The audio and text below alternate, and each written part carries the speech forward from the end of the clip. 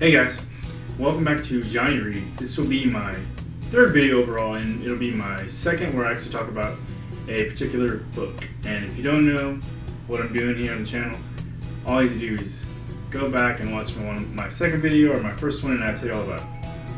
Today, we are going to be talking about Harper Lee's To Kill a Mockingbird, which pretty much everybody has already read, except for me. This was the sixth book that I've read this year, and it is the 10th that I've read from the Amazon list. And again, if you have no idea what I'm talking about, just go back and watch my second video, watch my first video, and you'll see what I'm talking about. Okay, so a little tiny snippet about the book, because I like to tell a little bit about it before I get into my thoughts about it. It basically, you're with Scout Finch, and you're seeing everything in her eyes in 1930 Alabama, and at a time when her dad Atticus is working a case in which a black man is accused of raping a white woman. And that's all you get from me as far as the plot, because when I talk about the book, I'm going to talk about certain things and characters and stuff like that, so you'll get a little bit more from me from that. First things first, Scout Finch. When I started reading this book, I'm talking maybe the first 50 pages, maybe 75 pages, I was a little bit skeptical. I didn't really like her that much. I thought she was kind of a smart aleck. I thought she was kind of in her head that she just knew everything and didn't need any advice. I mean, I'm only talking about her first day, I guess, is all I read of first grade. And no, she just seemed kind of full of herself, just a little bit. But man, how my thoughts changed over the course of the book. First off, she's ended up being super wise. She ended up being very smart. She's curious.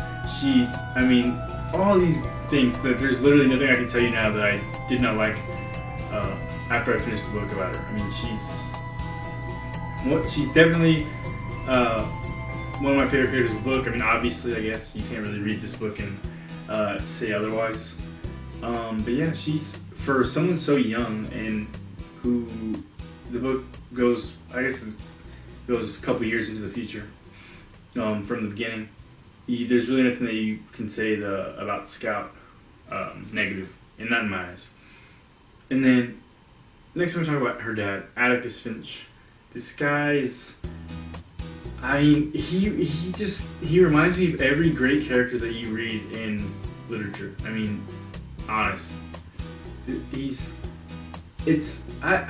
really can't put into words.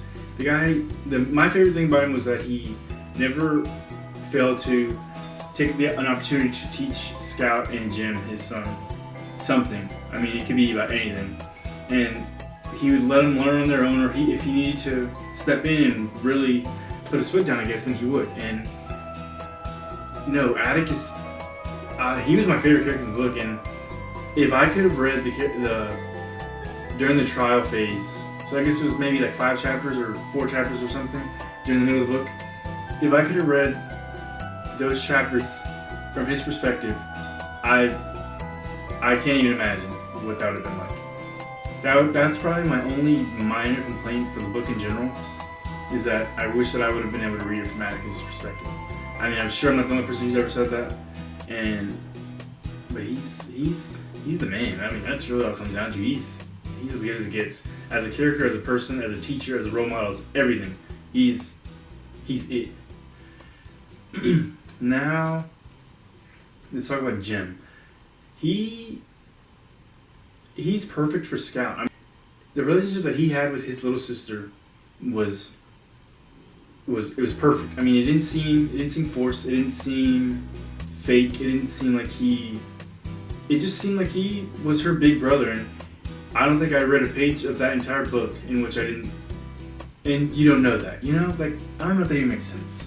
But he's like a little Atticus. I mean, she learned from him. He gave her advice. And then when they're attacked, he was the one who he got hurt, but he was trying to protect her the whole time. So I don't know. He seemed like a great big brother, great character. But my favorite part of the book is actually something that I don't know if this is something that people say a lot or what. But my favorite part is actually Boo Radley, because during the course of the story, and while I was reading, I looked at their, like, it was Jim, Scout, and Dill, their plots and their thoughts about him, trying to get him to come outside and all those things. I just thought it was Harper Lee's way of moving the story along while nothing was happening, you know? But, man, again, during that attack, when Scout was seeing Jim carried inside after the attack by a man and she didn't identify him, I had no idea that it was Boo Radley. None. I mean, maybe I was caught up in the moment or caught up in the story or what, I don't know. But that was just, Harper Lee did that perfectly. I mean, perfectly. If she wouldn't have mentioned Boo Radley the rest of the story,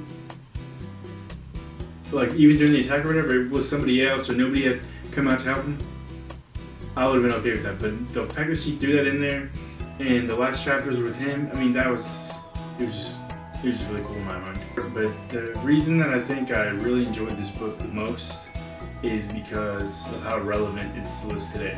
I mean, for those of you who don't know, which I assume it's maybe some of you, I have a degree in criminal justice, and everybody wants to focus when you see the news, you know, CNN or Fox or whatever, and you see the police shootings. It's becoming a regular thing when we all know that it shouldn't be, and we also know that it doesn't happen in other industrialized countries. But the thing is that the criminal justice system as a whole, not just policing, not just corrections, not just probation, not everything is unfair. Obviously, I mean, it's nowhere near as unfair as it was in the book, or even during the era in which the book takes place. I mean, it's just not. But as a whole, the entire system is unfair. It's flawed, and it needs fixing. And maybe we'll keep moving in the right direction, but maybe we'll just stay stagnant, because that's really what's happened. When you have big campaigns, and I hate to get super sidetracked, but I want to mention this. When you have campaigns for public office and presidencies and state representatives and Congress, all these things, no one ever makes mention of the criminal justice system. No one.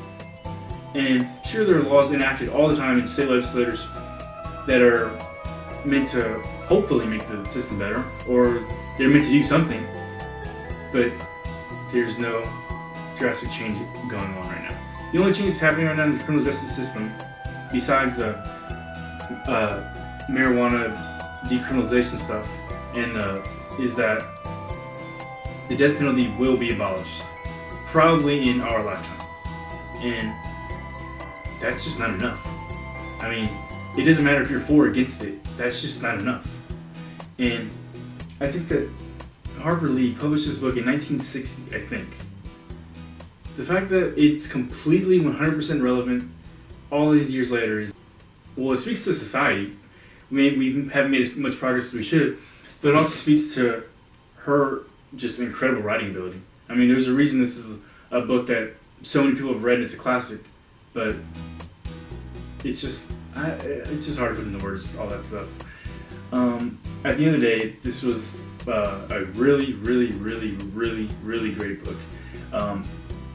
If you remember in my last video, I told you that I have a list of books that I list the books as I read them as my top books read list, and this one was number 8, which you're probably that might be shocking, but yeah, it's number 8, and that list is since 2010. The next book on the list that I'm going to be reading will be A Wrinkle in Time by, I guess it's Madeline L'Engle. I won't be reading this next. I'll be taking a break and reading something else for maybe at least one book, maybe even 2.